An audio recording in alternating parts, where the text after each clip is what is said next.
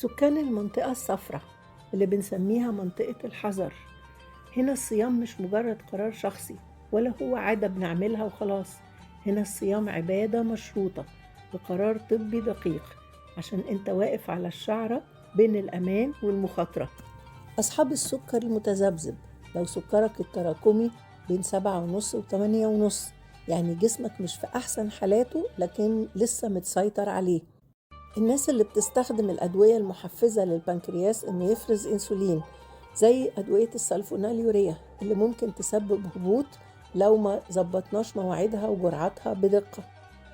مرض السكر من النوع التاني اللي على إنسولين بجرعات بسيطة، هنا الصيام ممكن لكن الخطة لازم تتغير.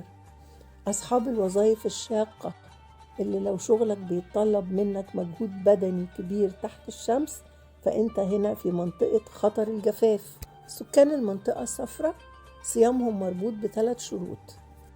أولا زيارة الطبيب قبل رمضان ب6 أسابيع عشان نعدل الجرعات. تاني حاجة تحليل السكر المنزلي على الأقل 4 مرات في اليوم.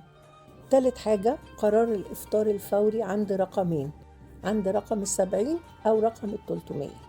المنطقة الصفراء معناها إن إحنا بنحاول نصوم لكن عنا على أمانة جسمنا. لو التزمنا بالشروط الصيام هيكون عبادة مقبولة إن شاء الله وصحيحة.